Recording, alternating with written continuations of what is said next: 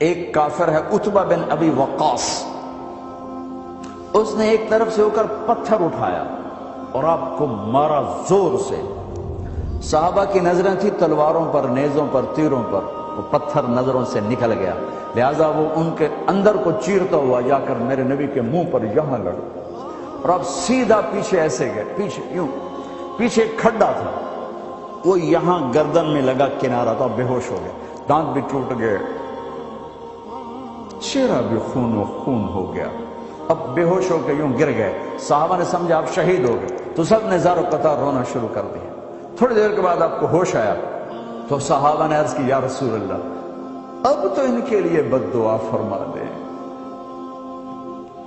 وہ نبیوں میں رحمت لقب پانے والا، مرادیں غریبوں کی برلانے والا، غریبوں کا والی، یتیموں کا مولا۔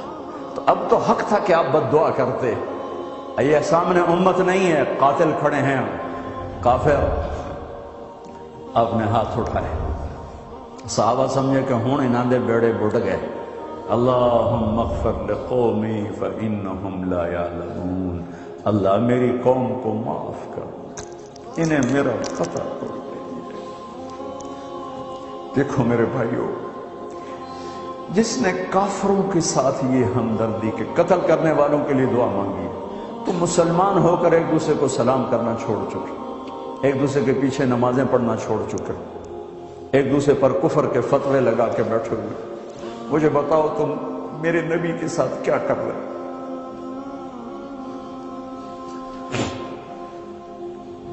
وہ تمہیں فرقوں میں بانٹ کر گئے تھے یا امت بنا کر گئے تھے؟ کیوں اس نادان کھیل میں اپنی زندگی برباد کرتے ہو؟ کیوں نہیں مسلمان بن کے رہتے ہو؟ اس امت میں اختلاف شروع سے ہے، ہمیشہ رہے گا، یہاں تک نہ جاؤ کہ ایک دوسرے پر کفر کے فتح۔ جنت میں کون جائے گا؟ سنیوں نے کہا وہابی کافر، وہابیوں نے کہا سنی کافر، بریلیوں نے کہا دیوبندی کافر، دیوبندیوں نے کہا بریلوی کافر، شیعہ نے کہا سنی کافر، سنی نے کہا شیعہ کافر۔ جنت میں کون جائے گا؟ کچھ تو بھائیو میرے نبی کی محنت کی قدر کرو۔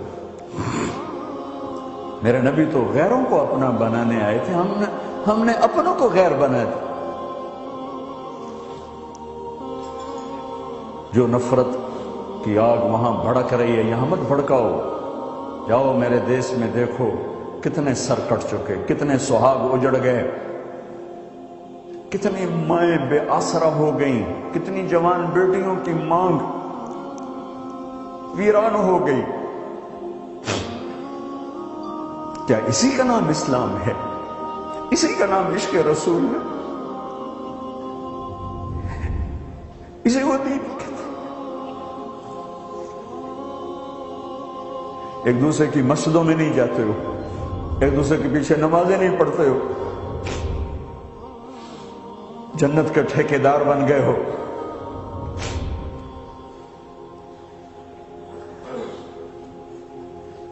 میرے نبی تو عبداللہ بن ابی کا جنازہ پڑھانے کھڑے ہو گئے تھے، جس کا کفر ابو جہل سے بھی بڑا ہے۔ ابو جہل اوپر کی دوزخ میں ہے، عبداللہ بن ابی سب سے نیچے کی دوزخ میں ہے۔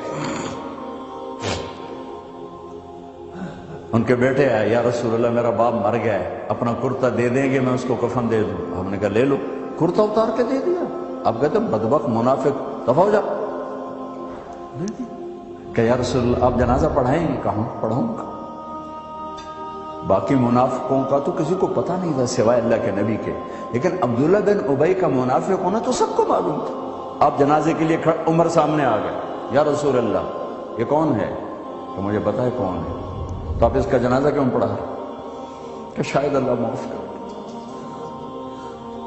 کہ عمر پیچھے ہٹ جا، مجھے پتہ ہے یہ کو، میرے اللہ نے کہا ہے تو ان کے لیے دعا کر یا نہ کر میں معاف نہیں کروں گا، میں کرتا ہوں شاید اللہ معاف کر دے۔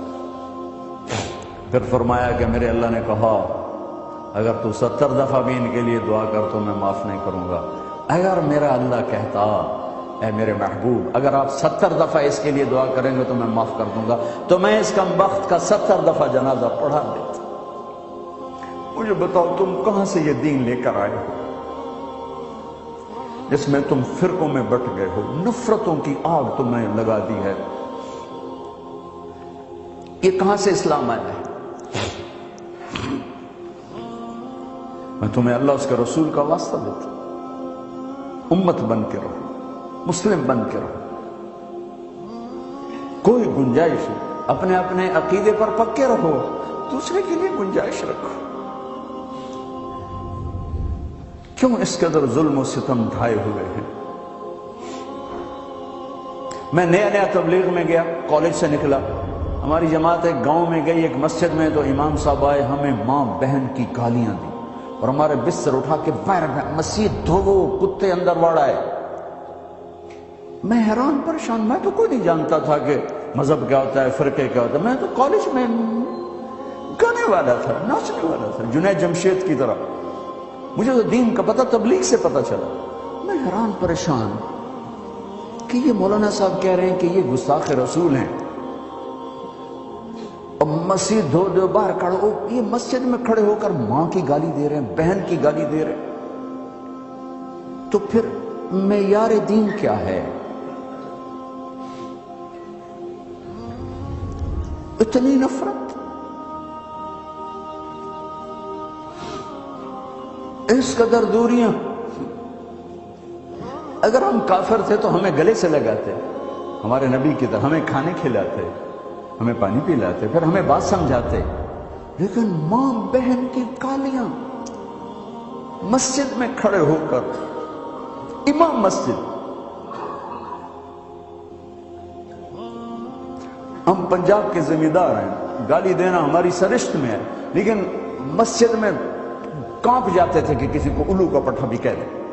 ہمارے بزرگ بڑے بھی بہت گالیاں نکالتے تھے، لیکن مسجد میں کسی کو جرأت نہیں ہوتی تھی کہ میرے والد مرحوم خود بہت غصے والے بڑے سردار آدمی تھے، تو تھوڑی تھوڑی بات پہ مار پٹائی گالیاں، لیکن میں نے نہیں اپنے باپ کو مسجد میں سنا غصے میں بھی کسی کو گالی دیتے ہوئے، ماں بہن کی گالیاں نکال۔